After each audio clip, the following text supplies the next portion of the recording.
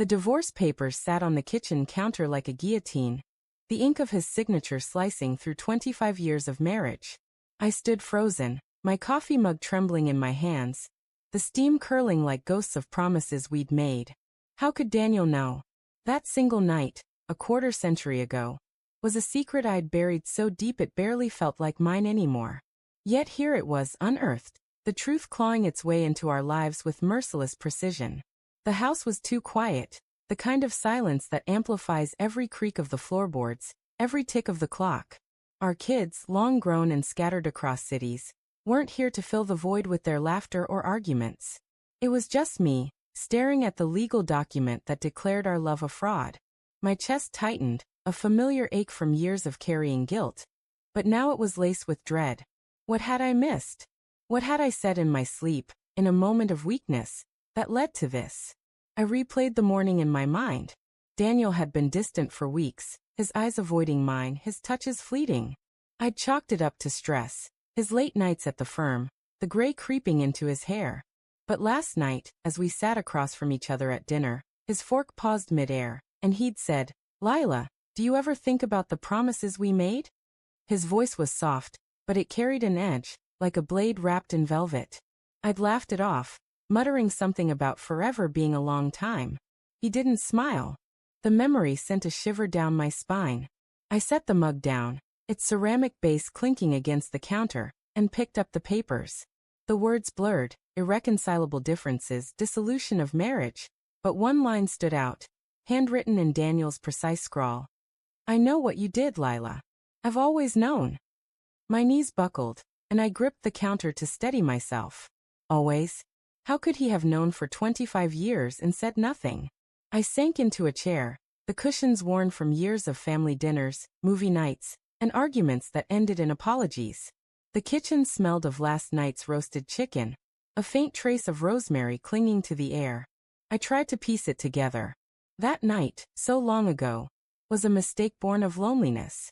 Daniel had been traveling for work, weeks on end, leaving me in a new city with no friends, no anchor. The man, a colleague whose name I forced myself to forget, offered a fleeting warmth, a moment of being seen. It was one night, one reckless choice before we built our life, before the kids, before the house with the creaky porch swing. I'd confessed to myself in the mirror the next morning, vowing to carry the weight alone. But Daniel knew. The realization was a punch to the gut. Had he seen something in my eyes all these years? A flicker of guilt when I laughed too hard at his jokes, or when I held him a little too tightly after a fight. I thought of the moments he'd pause, staring at me as if searching for something, and I'd dismissed it as his quiet intensity. Now those moments felt like clues I'd been too blind to see. The front door creaked open, and my heart lurched. Daniel's footsteps echoed in the hallway, deliberate, heavy. I shoved the papers under a placemat, a childish instinct, as if hiding them could erase the truth. He appeared in the doorway, his tie loosened, his face a mask of exhaustion and something darker, resolve. "Lila," he said, his voice low, like the rumble of a storm on the horizon. "We need to talk." I swallowed, my throat dry. About what? The words came out too sharp, too defensive. His eyes narrowed, and for a moment, I saw the man I married. Fierce, perceptive, the one who could read my silences like a book. "Don't," he said, raising a hand. "Don't play innocent. I found the letter." My stomach dropped. The letter. A draft I'd written years ago. A confession I'd never sent, tucked in an old journal I thought I'd thrown out. I'd poured my guilt onto those pages. A catharsis I couldn't speak aloud. How had he found it? When? "Daniel, my voice cracked, and I hated how small it sounded. It was before the kids, before everything. It didn't mean anything." His laugh was bitter, a sound I'd never heard from him. "Didn't mean anything? Lila, you let me build a life on a lie. Every vow, every I love you tainted." He stepped closer, his shadow falling over me. "I waited, you know. Waited for you to tell me. 25 years, I gave you a chance to be honest." Tears stung my eyes, but I forced them back. "Why didn't you say something? Why let it fester?"